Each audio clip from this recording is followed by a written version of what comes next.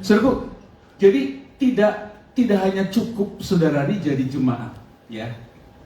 Tidak hanya cukup saudara jadi pengunjung, ya. Bersyukur ya kita datang ke tempat ini, ya. Kita beribadah di tempat ini dan itu kita rindukan, ya. Lebih banyak lagi jiwa-jiwa datang ke tempat ini. Tetapi saudaraku, ada satu hal, ya, yang sedang Tuhan cari, ya. Jadi Tuhan itu sedang mencari murid-murid yang memiliki karakter kerajaan Allah. Nah, banyak orang saudaraku ingin dipakai Tuhan seperti Daud, ya. Daud kan dipakai Tuhan kan. Kalau kita baca kisah tentang Daud, wah, saya rindu seperti Daud, ya. Tetapi tidak mau berlatih iman seperti Daud, ya. Daud tuh punya iman loh saudaraku, ya. Nah, pada waktu Daud saudaraku di padang pengembalaan dikatakan di situ. Daud tuh saudaraku hanya dengan apa saudaraku? Dengan kambing domba, ya. Kambing dombanya gak banyak saudaraku, ya. Di dalam keadaan yang istilahnya gak ada orang yang lihat dia, betul gak saudaraku? Tidak ada orang yang memperhatikan dia, tidak ada orang yang menyapa dia, ya. Tidak ada orang yang berkata shalom kepada dia, ngajak salam, enggak saudaraku. Jauh dari keramaian, ya. Daud hanya apa? Hanya sebagai saudaraku, penjaga gembala domba pada waktu itu. Tetapi saudaraku, di situ saudaraku, Daud tuh sudah iman dia sudah mulai timbul. Dia memiliki iman. Ya. Nah, saudara bisa baca selanjutnya tentang kisah Daud, ya, bagaimana Daud dipakai Tuhan luar biasa. Tetapi Daud diawali karena dia memiliki apa? Iman. Nah, banyak orang saudaraku ingin memiliki hikmat seperti Daniel, ya. Saudara tahu kan Daniel apa? Daniel orang anak muda saudaraku. Pada waktu itu dia ada di kerajaan, betul gak saudaraku? Dia ada di satu kerajaan yang mewah, kerajaan yang betul-betul duniawi saudaraku. Tetapi saudaraku, Daniel itu saudaraku, dia tidak kompromi dengan dosa dikatakan. Dan saudaraku, bagaimana Daniel hidup di tengah-tengah keduniawian, ya. Dia memiliki hikmat, ya. Dan dia bisa bertemu dengan Tuhan. Dia bisa mencari Tuhan. Sehingga saudaraku, dengan hikmatnya saudaraku, dia bisa mengalahkan keinginan dunia. Ya. Nah, jadi banyak orang ingin memiliki hikmat seperti Daniel, tetapi tidak mau hidup kudus seperti Daniel.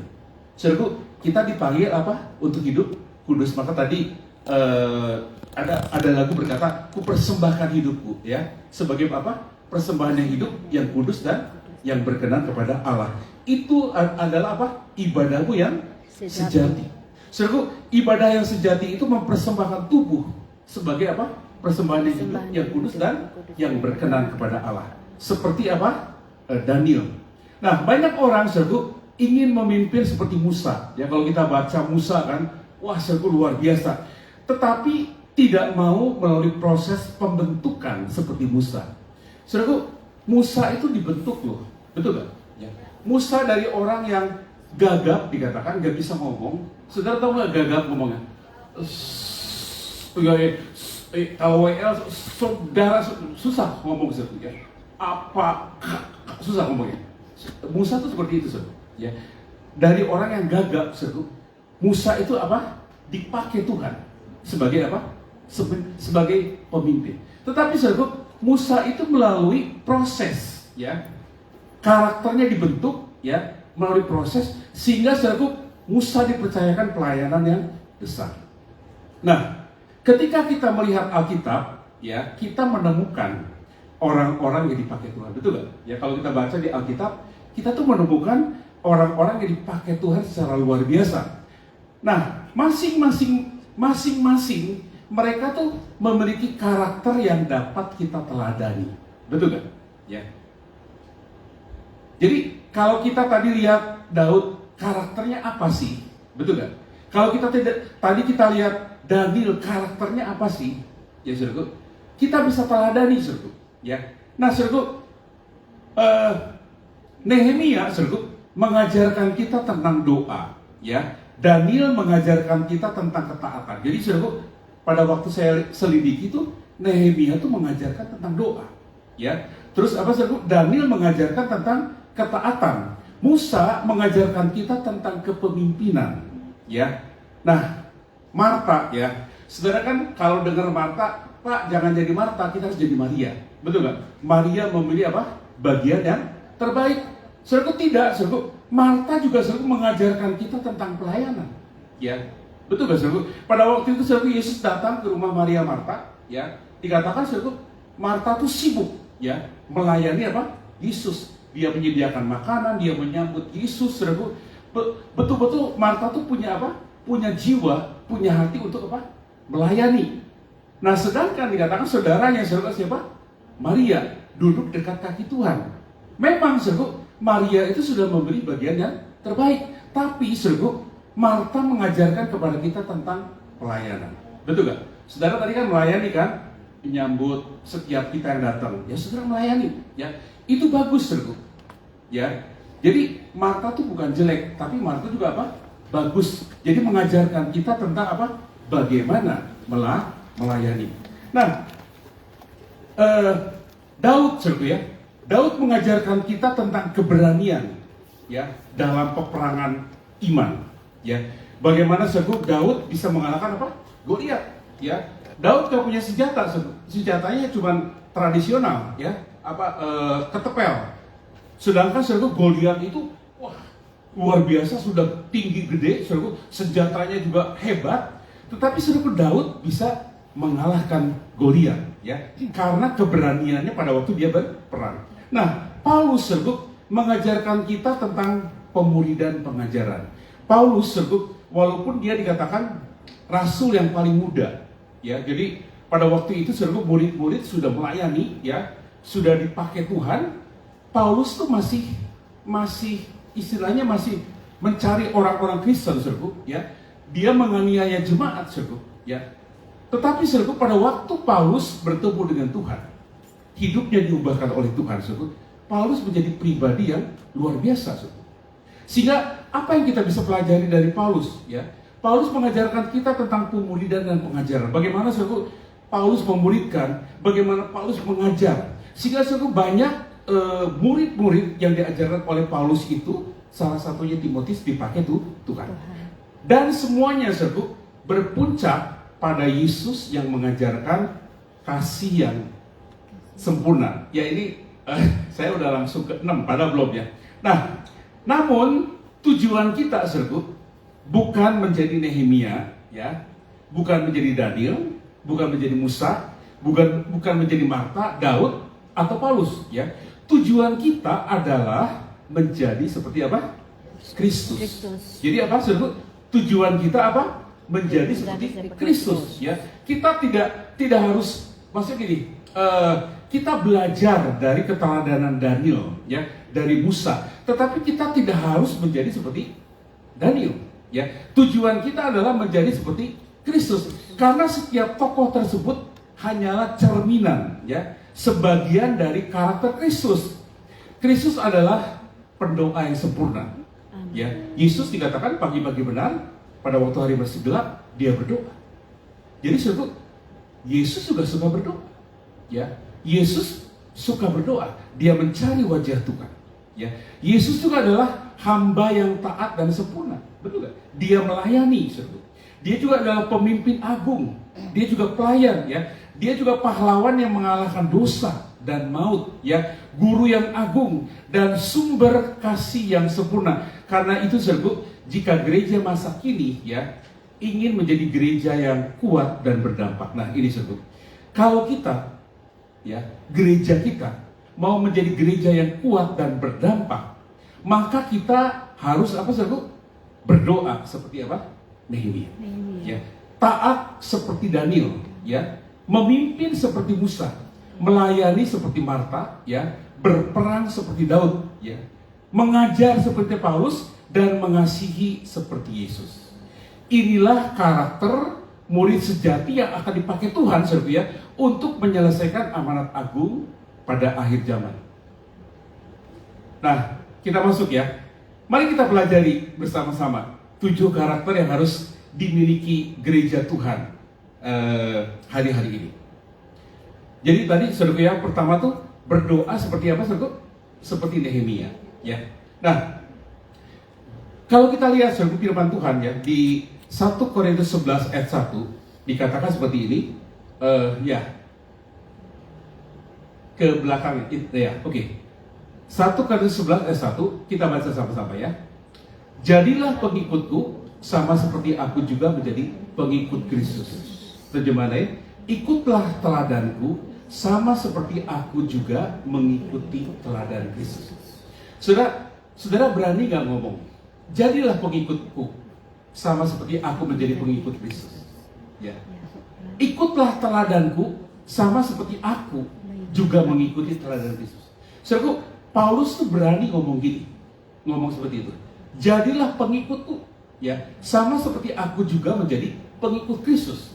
Nah, kira-kira kalau saudara di posisi Paulus, saudara berani nggak ngomong gini? Ya, selfie contohnya. Ya, selfie. Jadilah pengikutku, sama seperti aku juga menjadi pengikut Kristus. Ya, kalau selfie berani ngomong seperti itu, berarti saudara ada apa? Ada sesuatu dalam hidupnya yang sudah diubahkan, yang sudah diperbaharui, dan dia mengalami itu dari Tuhan, sehingga dia berkata kepada kita, jadilah pengikutku. Nah, saudara, kembali lagi di sini ya. Jadi kata murid, saudara, dalam bahasa Yunani itu matekes, ya. Jadi artinya seseorang yang mau belajar, ya. Jadi murid itu apa? Seseorang yang mau belajar, ya. Murid juga mengikuti, ya, dan meneladani gurunya. Jadi itu arti murid, ya.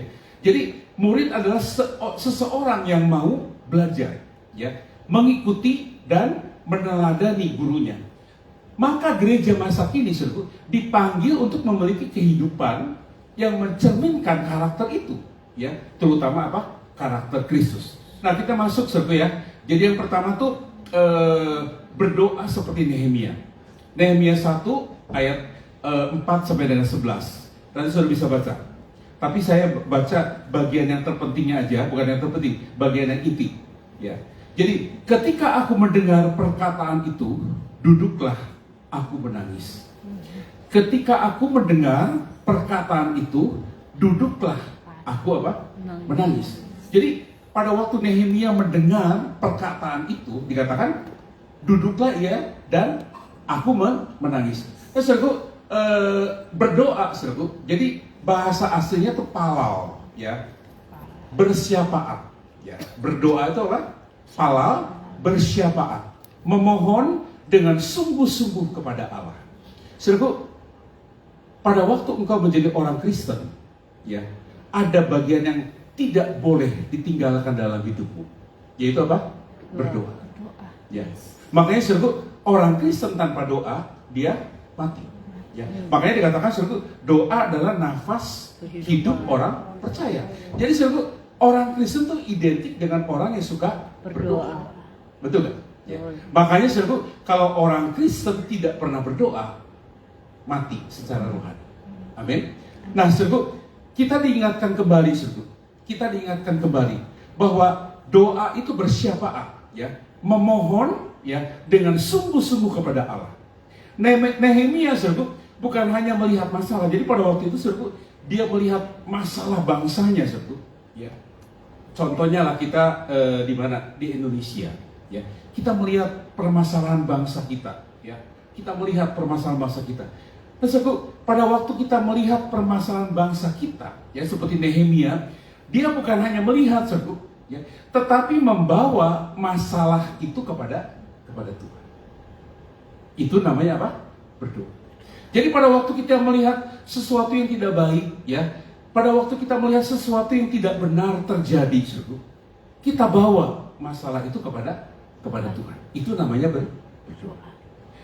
Karakter Nehemia berdoa sebelum bertindak. Biasanya kan kita bertindak dulu, baru berdoa. Ya kan? Salah, saudaraku. Tapi kita harus berdoa dulu sebelum bertindak. Ya. Jadi penting, saudaraku, ya. Berdoa dulu sebelum bertindak. Ya. Jangan pacaran dulu sebelum berdoa. Ya. Doa dulu. Betul gak? Doa dulu, saudara. Kalau memang Tuhan katakan itu jodohmu, saudara mulai bertindak.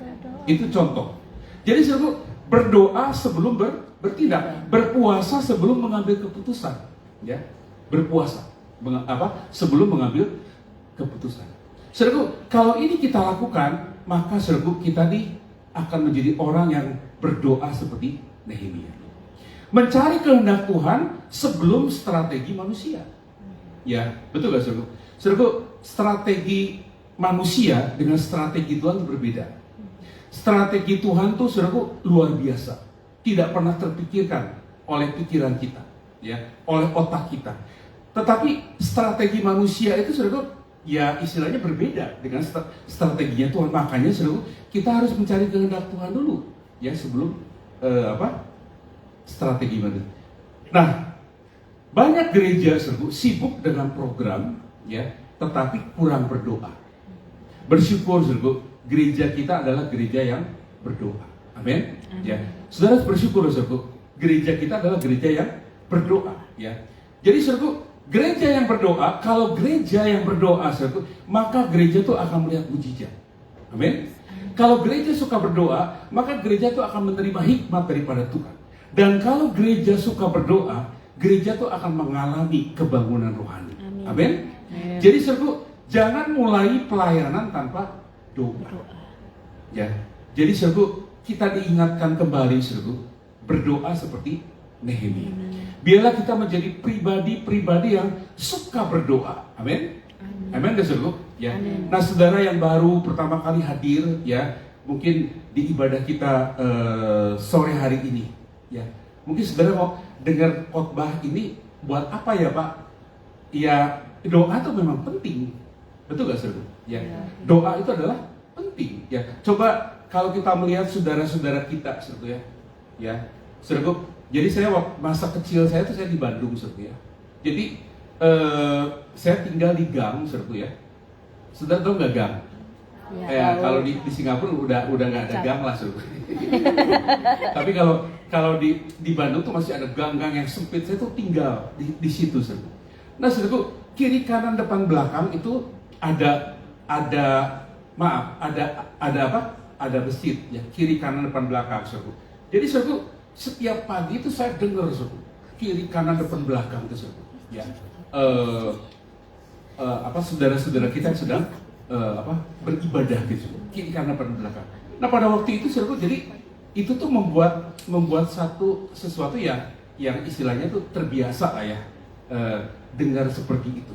Nah, tetapi setelah itu tuh saya diingatkan, saudara, mereka juga sebetulnya berdoa kepada Tuhan, betul kan? Ya. Jadi saudara, orang Kristen pun sama, ya, dia harus berdoa. Ya. Jadi berdoa tuh penting. Ya. Jadi saudara, kembali lagi berdoa seperti Nehemia. Ya. Ketika aku mendengar perkataan itu, duduklah aku menangis, ya, mencari wajah Tuhan, berdoa.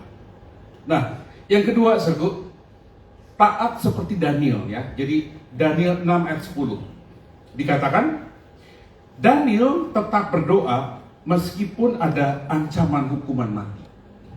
Ya. Daniel tetap berdoa meskipun apa? Ada ancaman hukuman mati. Nah, kata taat, saudara, ya, syama, artinya tuh mendengar dengan maksud melakukan. Ya, jadi taat itu syama, ya, mendengar dengan maksud melakukan. Ya.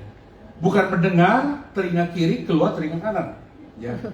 Mendengar dengan maksud apa? Melakukan. Pada waktu saudara mendengar firman Tuhan, saudara tuh dengar dan saudara saudara lakukan. Itu namanya taat. Ya.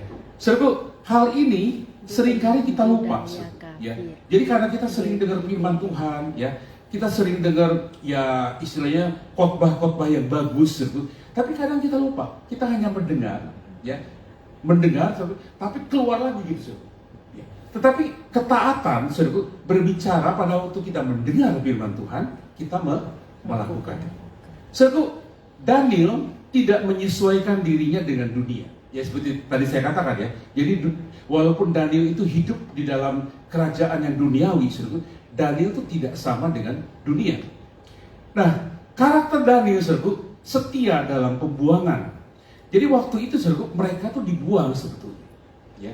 Jadi anak-anak muda ini sebenarnya dibuang, saudara. Nah, pada waktu mereka ada di pembuangan, saudaraku, sebetulnya bagi mereka enak loh, betul gak? Tadinya mungkin dari kampung gitu, saudaraku, tiba-tiba dia ada di pembuangan di kerajaan, saudaraku, yang begitu mewah gitu, saudaraku ya. Biasanya kan, saudaraku, hidup orang itu akan berubah kan, betul gak? Pada waktu kita dulu mungkin ada orang pada waktu di kampung baik, ya kan, sungguh-sungguh, ya saudaraku, ya pokoknya alim lah gitu, saudaraku. Tapi pada waktu dia ke kota besar, saudaraku, ya hidup di kota besar, wah kota besar begitu indah gitu, saudaraku. Justru di situ dia berubah, ya berubah. Nah, tetapi saudaraku, Daniel tidak, ya. Pada waktu dia ada di dalam pembuangan, Daniel tetap kudus, ya, di tengah budaya yang kafir, ya. Lebih takut Tuhan daripada manusia. Saudaraku, dunia itu sedang menekan gereja, ya, untuk kompromi, betul, ya. Jadi saudaraku, walaupun kita sekarang beribadah kepada Tuhan, dunia itu berusaha menekan kita, ya, supaya kita kompromi, betul kan? Ya. Nah, contohnya nih, saudara pulang dari tempat ini, ya, saudara mau kompromi nggak? Ya, terserah saudara, betul kan? Keputusanmu, betul kan? Kita sekarang dengar firman, wah firman Tuhan luar biasa, hadirat Tuhan luar biasa, kita dijamah Tuhan. Tapi saudara, pada waktu engkau keluar, disitulah tantanganmu, betul kan? Apakah saudara mau tetap taat kepada Tuhan, atau saudara kompromi? Ya. Nah, kalau kita belajar, saudara, seperti Daniel, sekalipun semua orang meninggalkannya, dikatakan aku tetap setia. Artinya apa? Daniel tetap taat kepada Tuhan. Saudara mau hidup taat kepada Tuhan? Amin. Siapa yang mau taat kepada Tuhan? Ya. Saudara, kalau kita menjadi orang yang taat kepada Tuhan, maka saudara akan diberkati Tuhan. Ya. Saudara akan diangkat menjadi orang yang seperti Daniel tadi. Ya. Jadi suatu ketaatan itu penting sebagai orang percaya. Ya. Nah, yang ketiga, saudara, memimpin seperti Musa, ya. Keluaran 3:10. Kata memimpin, saudara, itu nacah, ya. Nacah artinya tuh menuntun, ya. Membimbing ke tujuan, ya. Jadi nacah itu memimpin, menuntun, membimbing ke tujuan. Saudara, Musa memimpin bukan dengan kekuatan pribadi, ya, tetapi dengan penyertaan Tuhan. Betul kan? Tadi kan saya sudah cerita, ya, bagaimana Musa diubahkan hidupnya. Betul kan? Pada waktu Musa diubahkan hidupnya dari orang yang gagap, menjadi pemimpin yang besar, ya, menjadi pribadi yang berkenan di hadapan Tuhan. Saudara, apakah Musa punya kekuatan sebagai manusia? Dia nggak punya kekuatan. Betul kan? Dia banyak kelemahannya, ya. Nah, tetapi saudara, pada waktu dia menyerahkan kelemahannya kepada Tuhan, ya, maka saudara, kekuatan Tuhan itu mengalir dalam hidupnya. Penyertaan Tuhan itu ada dalam hidupnya.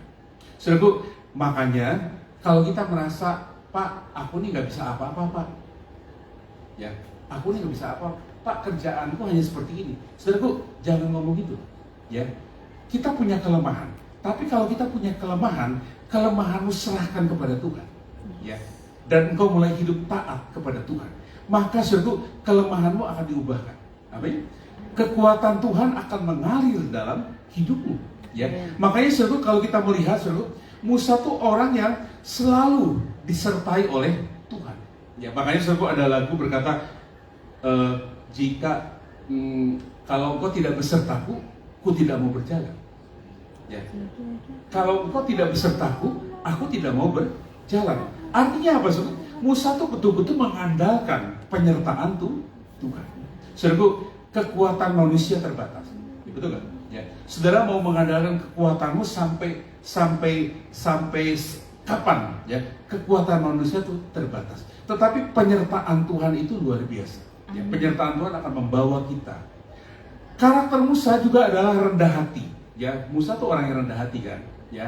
Musa tuh orang yang suka mendengar suara Tuhan. Makanya saudara, dikatakan Musa tuh orang yang paling lembut. Ya, kenapa paling lembut? Karena dia bisa bertemu dengan Tuhan. Ya, pada waktu itu saudara, orang-orang Israel pada waktu melihat kemuliaan Tuhan tuh mereka tuh gak bisa gitu, saudara. Tapi Musa bisa berhadapan muka dengan muka. Ya, kenapa saudara? Karena Musa orang yang rendah hati. Ya, Musa orang yang suka mendengar suara Tuhan. Sehingga dikatakan Musa tuh bisa berhadapan dengan Tuhan. Luar biasa. Dengan kerendahan hatinya, dengan kelembutannya, Musa tuh orang yang benar-benar bisa menghampiri Tuhan. Dan Musa juga selalu memikirkan umat lebih daripada dirinya sendiri. Jadi Musa tuh bukan orang yang egois, tetapi apa? Memikirkan dirinya, memikirkan apa? Umatnya. Ya. Pemimpin gereja, saudaraku, bukan bos. Ingat ya, pemimpin gereja bukan bos. Ya. Bukan penguasa, ya. Melainkan apa? Gembala. Beda kan? Bos, penguasa dengan gembala beda gak? Beda. Ya. Jadi pemimpin gereja itu bukan apa? Bukan bos. Bukan penguasa. Melainkan apa? Gembala. Pemimpin sejati membawa orang mendekat kepada Tuhan. Betul kan? Pak Tony sebagai gembala tuh membawa kita dekat kepada Tuhan. Betul gak? Itu namanya gembala. Ya. Betul gak, saudaraku? Nah, saudaraku, luar biasa ya. Bagaimana memimpin seperti Musa. Saudara akan dipakai oleh Tuhan menjadi orang yang menuntun, membimbing orang lain kepada tujuan. Betul gak? Amin. Kalau saudara dipakai seperti ini, saudara, ini adalah sesuatu yang indah. Betul gak? Ya. Kenapa? Karena saudara akan membawa orang-orang yang tadinya hidupnya ancur-ancuran, saudara bawa kepada kehidupan yang penuh arti. Betul gak? Senang gak, saudara? Senang.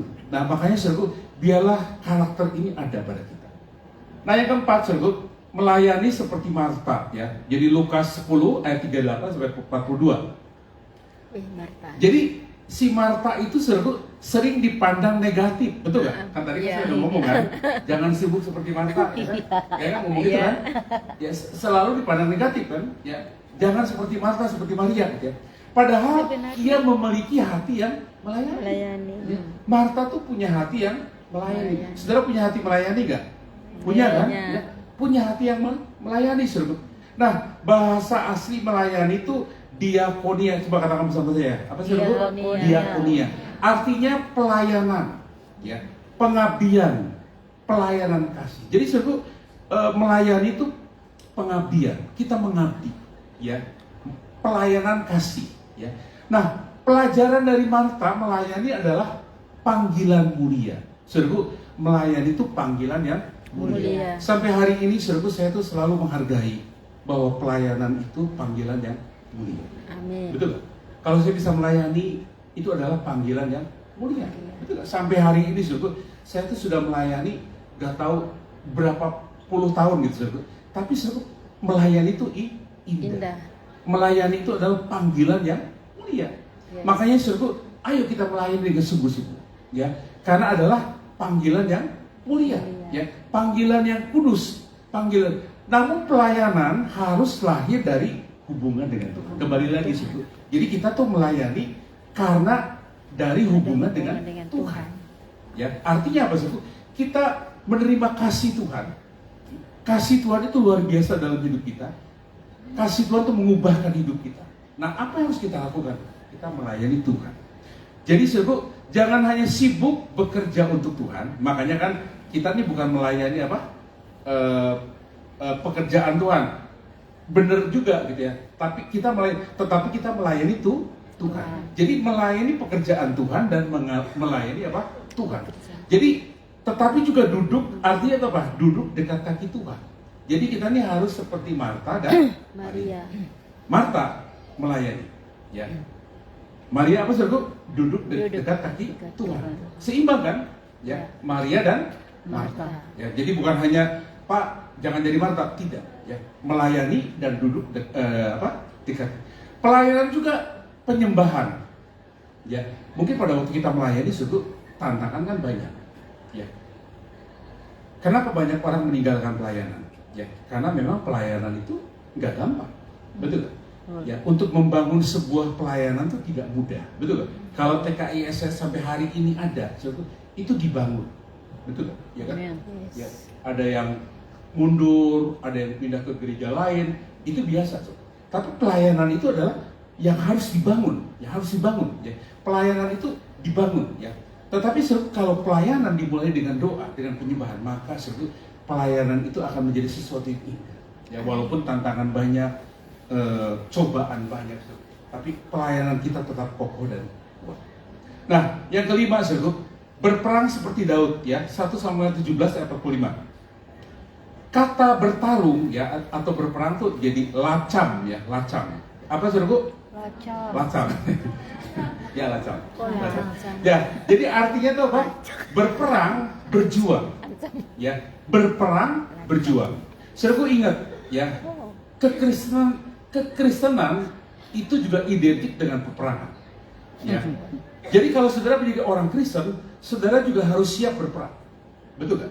Ya. Makanya dikatakan suatu peperangan kita bukan melawan apa? Darah dan daging. Tetapi apa saudara? Melawan roh-roh jahat di udara, penguasa-penguasa di udara. Jadi saudara, orang Kristen itu identik dengan peperangan. Bagaimana saudara bisa mengalahkan dosa? Saudara harus berperang. Betul? Ya. Nah, setelah saudara menjadi Kristen, setelah saudara menjadi sungguh-sungguh, apakah saudara masih bisa jatuh dalam dosa? Masih bisa. Betul kan? Makanya kita harus berperang. Ya. Saudara, keselamatan itu harus kita jaga sampai akhir. Ada orang berkata bahwa keselamatan itu selama-lamanya. Enak aja. Ya. Keselamatan itu harus dijaga. Sebagai orang percaya, saudara, kita ini tetap berjuang. Kita berperang, betul nggak? Makanya Paulus berkata, aku telah mengakhiri apa? Garis akhir. Aku telah menyelesaikan pertandingan. Ya. Saudara, karakter Daud berani. Ya, Daud itu saudara berani menghadapi apa? Goliat. Kenapa? Karena Daud mengandalkan Tuhan. Ya. Tidak takut pada masalah. Ya. Daud itu mengandalkan Tuhan. Dia tidak takut kepada masalah. Nah, saudara, Goliat masa kini itu apa kira-kira? Ya, dosa. Betul nggak? Ketakutan, kemalasan, ya, tekanan ekonomi, penganiayaan. Saudara, Daud menang bukan karena pedangnya, tetapi karena imannya. Amin. Betul nggak? Saudara, ketepeannya itu nggak ada apa-apa. Betul nggak? Ya. Betul nggak? Tapi saudara, Daud tuh menang karena apa? Imannya. Dia punya iman. Ya. Dia punya iman, dia menang. Nah, saudara, mari kita memiliki karakter berperang seperti Daud. Ya. Mengandalkan Tuhan, percaya kepada Tuhan, berjuang, berperang. Ingat ya saudara ya. Jadi saudara pulang dari tempat ini seminggu ke depan, saudara ini berperang. Betul nggak? Berperang. Ya. Artinya apa? Untuk mempertahankan hidup kita tetap kudus di hadapan Tuhan. Ya. Kita tetap setia kepada Tuhan. Ada peperangan yang harus kita. Yang di sekitar. Nah, yang keenam, saudara, mengajar seperti Paulus. Ya. Jadi 2 Timotius 2 ayat 2. Jadi mengajar itu bahasa aslinya didasko. Apa saudara? Didasko. Artinya mengajar, memberi instruksi, membentuk murid. Saudara, Paulus tuh seperti ini. Dia mengajar, memberi instruksi, membentuk murid. Paulus. Karakter Paulus mengajarkan kebenaran, ya. Bahkan saudara, Paulus itu membentuk generasi berikutnya. Ya. Paulus melahirkan apa? Timotius. Ya. Tidak hanya berkhotbah tetapi memuridkan. Luar biasa, saudara. Jadi saudara, gereja harus memiliki murid karakter seperti Paulus, ya. Dia mengajar, ya, memberi instruksi, membentuk murid, bahkan saudara, dia membentuk generasi apa? Berikutnya. Ada generasi berikutnya. Ada Paulus selanjutnya. Nah, demikian juga dengan kita, saudara. Bukan hanya kita saja, tapi ada generasi selanjutnya, ya, yang sungguh-sungguh kepada Tuhan. Gereja harus menghasilkan murid, ya, bukan hanya anggota jemaat. Saudara mau menjadi murid? Amin. Siapa yang mau menjadi murid? Angkat tangan. Puji Tuhan. Ya. Jadi tidak hanya jadi jemaat, ya, tapi saudara jadi murid. Ya. Di gereja ini saudara akan dimuridkan. Ya. Jadi ukuran keberhasilan gereja bukan hanya jumlah kursi terisi penuh, ya, tetapi jumlah murid yang bertumbuh. Kalau jemaatnya banyak, serbu, wah banyak, serbu, ya, hanya penuh saudaraku, tapi bukan murid saudaraku. Ya hanya penuh saja. Ya. Tapi kita juga rindu, betul gak? Saudara rindu gak bangku ini dengan jiwa-jiwa rindu kan? Amin. Tapi saudara setelah itu mereka jadi murid. Murid yang bertumbuh. Amin. Ya, saudara. Jadi kita tidak apa namanya itu? Yang penting kualitas dikatakan, betul gak? Yang penting kuantitas nggak perlu, kata siapa? Ya, kuantitas dan kualitas berjalan seiringan, betul. Jumlah jemaat banyak, tetapi mereka menjadi murid yang bertumbuh. Nah, kita rindu setiap kita di tempat ini menjadi murid. Amin. Amin. Yang ketujuh terakhir ya. Jadi mengasihi seperti Yesus. Nah, kenapa saya menempatkan ini terakhir? Bukan berarti Yesus yang terakhir ya. Mengasihi seperti Yesus. Yohanes 13 ayat 34 dan 35. Bahasa asli kasih adalah agape ya. Artinya tuh kasih tanpa syarat. Agape. Apa? Agape apa? Kasih tanpa syarat. Kasih Yesus, kasih Tuhan. Kasih yang rela berkorban itu agape. Ya saudara. Karakter Yesus mengampuni musuh. Ya makanya saudara, kita diajarkan untuk mengasihi, mengampuni, menolong orang berdosa. Bahkan saudara, mengorbankan dirinya di kayu salib. Kasih Yesus tidak berdasarkan kelayakan manusia. Ya. Kalau Yesus melihat kehidupan kita, saudara, mungkin dia tidak akan istilahnya berkorban untuk kita. Tapi saudara, Yesus tidak melihat itu. Ya. Kasih Yesus tidak berdasarkan kelayakan. Nah, dunia saudara akan mengenal Kristus melalui kasih gereja. Amin. Makanya saudara, gereja itu harus ada, bukan ada. Gereja itu mencerminkan kasih Kristus. Ya, gereja itu mencerminkan kasih agape. Makanya seluruh dunia akan mengenal Kristus. Dunia akan melihat. Bukan terutama gedung penting nggak? Penting. Ya, penting seluruh. Bukan program penting nggak? Penting. Tapi bukan hanya program. Teknologi penting nggak? Penting. Ya, tapi bukan hanya teknologi, tetapi melalui kasih yang nyata. Jadi saudaraku, ini yang Tuhan cari ya, agape. Nah, beberapa yang sudah saya bagikan tadi ada 7 saudaraku ya. Jadi saya menggambarkan seperti ini. Seorang konduktor, saudara konduktor orkestra, pemimpin orkestra ya. Jadi kalau kita melihat pemimpin orkestra memimpin ratusan pemain musik, kan orkestra gitu kan, pemain musiknya banyak kan, ada ratusan.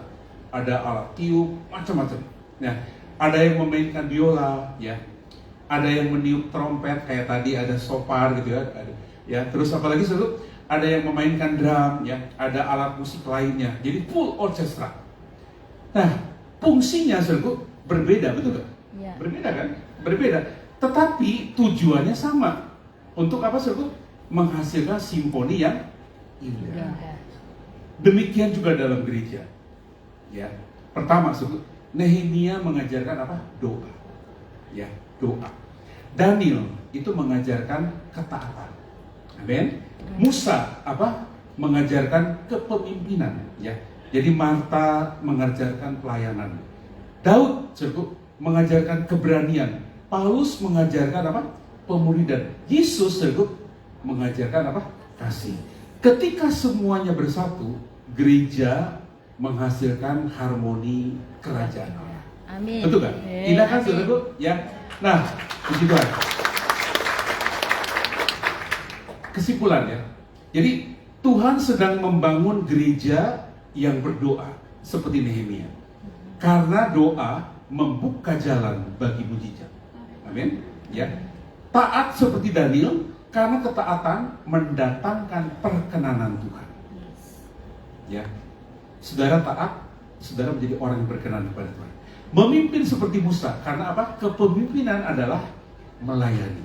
Ingatlah, bukan bos ya. Melayani seperti mata, karena pelayanan adalah ekspresi kasih. Ya, pada waktu engkau melayani, engkau mengekspresikan kasihan. Berperang seperti Daud, karena iman mengalahkan raksasa. Ya, mengajar seperti Paulus, karena generasi berikut harus dipersiapkan. Ya. Mengasihi seperti Yesus karena kasih adalah tanda murid sejati. Mari ya menjadi gereja yang lututnya seperti Nehemia, ya, Amin. integritasnya seperti Daniel, kepemimpinannya apa? Seperti Musa, pelayanannya seperti Marta, keberaniannya seperti Daud, pengajarannya seperti Paulus, dan kasihnya seperti apa? Yesus. Sebab dunia tidak membutuhkan gereja, butuh, ya. Jadi gini, sebab dunia tidak membutuhkan hanya gereja yang besar, tetapi gereja yang semakin serupa dengan Kristus. Karena itu saudara, jadilah murid, ya, yang seperti apa? Tuhan Yesus. Amin. Amin. Tuhan memberkati kita. Amin. Mari kita berdiri bersama-sama. Makasih Tuhan, Sama aja. Aduh, tidak bisa bangun. hamba-Mu sudah menyampaikan isi hati-Mu Tuhan. Tuhan, biar firman-Mu bekerja Tuhan. Firman-Mu berbicara Tuhan kepada setiap kami Tuhan. Pakai gereja-Mu TKI SS di tempat ini Bapak. Terima kasih Bapak. Terima kasih Tuhan. Terima kasih Bapak. Mari kita angkat tangan kita, sudah katakan, ku berterima kasih buat kasih setiamu. Hidupku persembahkan hanya bagimu. Ku berterima kasih buat penyertaan-Mu.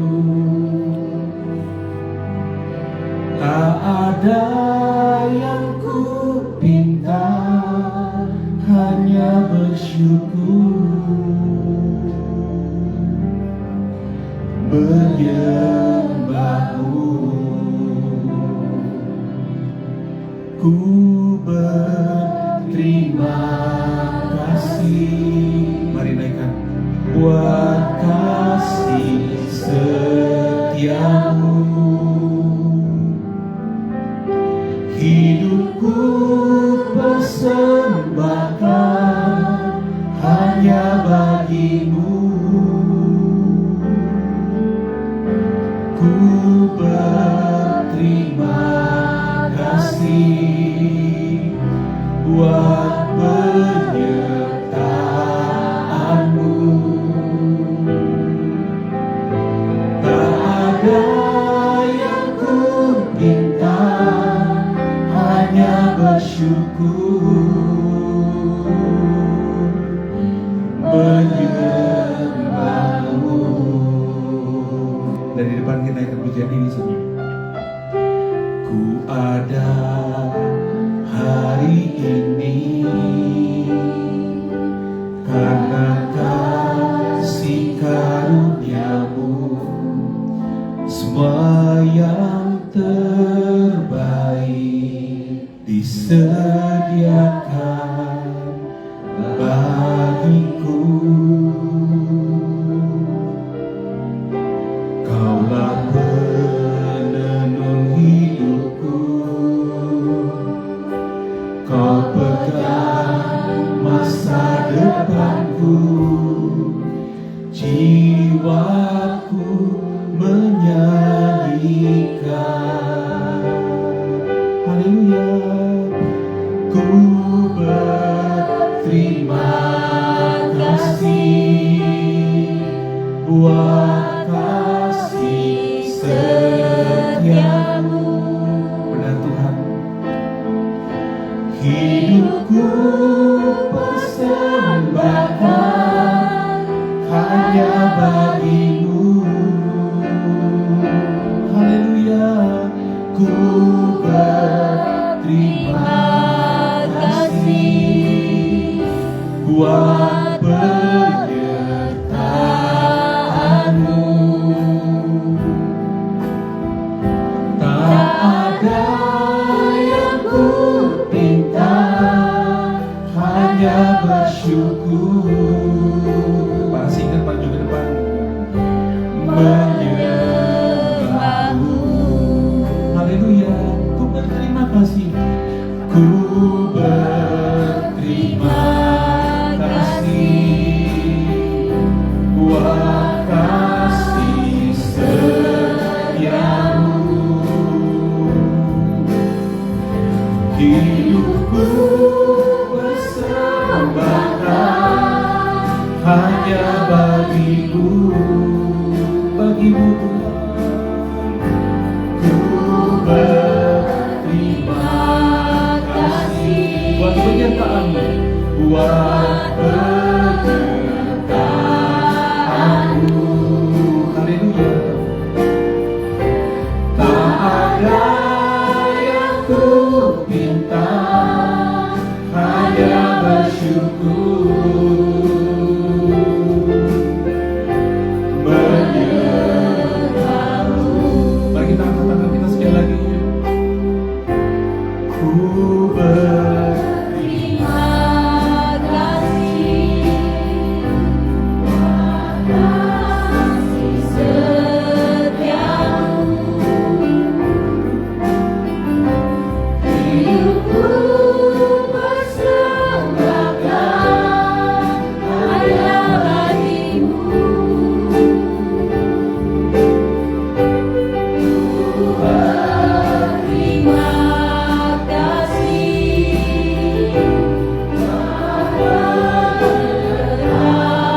penyertaanmu. Tak ada yang ku minta, hanya bersyukur, menyembahmu. Dan katakan sekali lagi, tak ada yang kita. Tak ada